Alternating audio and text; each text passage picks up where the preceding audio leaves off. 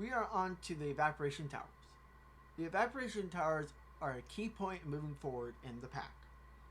The evaporation tower's use is turning water into brine and brine into lithium. Brine doesn't have as many uses as lithium, but brine, you have to use brine to get salt or sodium. Sodium is not as critical for this, but salt is. You need salt to make reprocessed fissile fragment. Okay? Lithium, on the other hand, you use lithium to make lithium dust, which you then use to make the basic induction cell and provider. We'll go more in detail of those in a different video. But you also use it to make tritium and DT fuel, which again we'll go over even more in depth in a different part of the series. Now, the evaporation tower can go as small as a 4x4x3 and as big as a 4x4x18. Now, I have advanced solar panels here. This is what I personally use. It's cheaper and still works as well. But what's going on in here, am I asking? So you need at least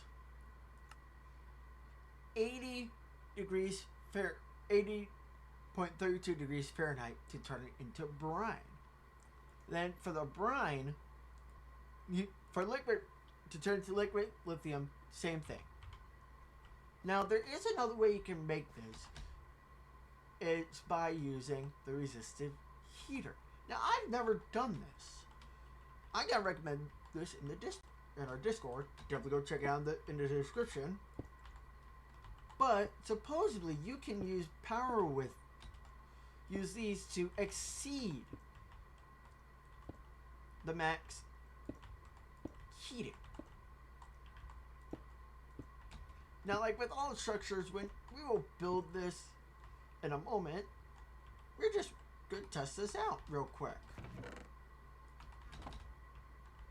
You might see a sped up version of this, but let's just try it.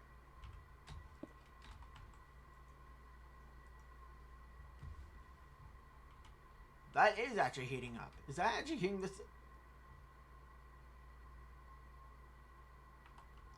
Okay, if you have the materials and the power to do so, I definitely highly recommend this because, yeah, it's generating more. Honestly, I want to see how much we can push out of this. Coming on the end. Up on the end of this. Because we're going to build all these for you real quick. But I'm going to show you what you're going to need as well. Now, I will be showing the materials for the biggest one. So you know, like, what you're going for. So here are the materials that you will need. You will need your configurator. But roughly the amount of materials you need is 252 thermal evaporation blocks, 4,128 steel, 64 copper, and 4 advanced circuits. And then the crafting recipe for this, we won't go too far in depth of these two, but we'll do that in an early. We went over that in an earlier video.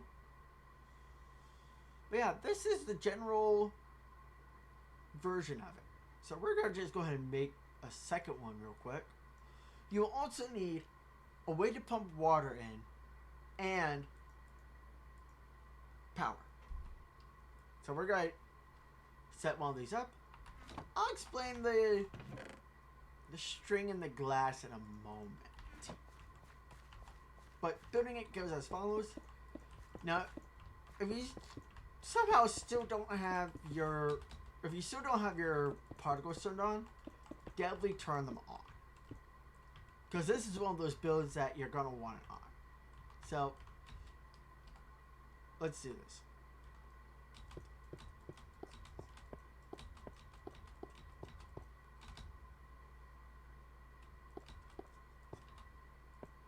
Okay. So, we just built up to 18. Why did the particles not come on? Because the way you have to build this is that the highest is 18, but the corners have to be down 2, and a control.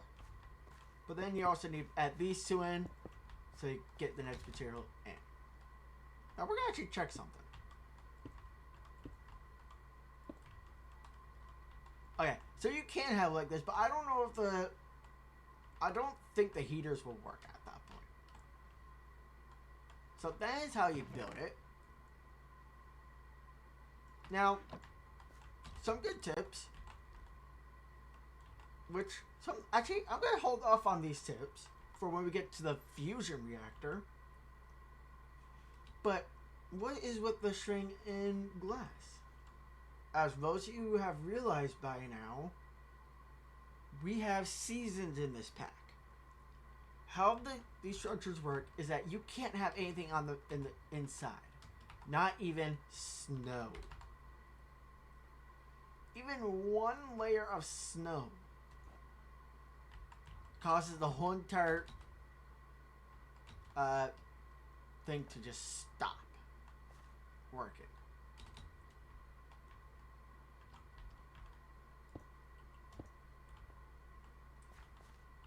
So, what you would do is either if you're using the solar panels, you're going to want glass and then string. But if you're using the heater, same thing, you don't need the string. I do hope this tutorial helped you out a little bit more on getting an idea of what's going on with these towers and why you need to make them. I will see you guys in the next tutorial where you will be might be making the induction matrix.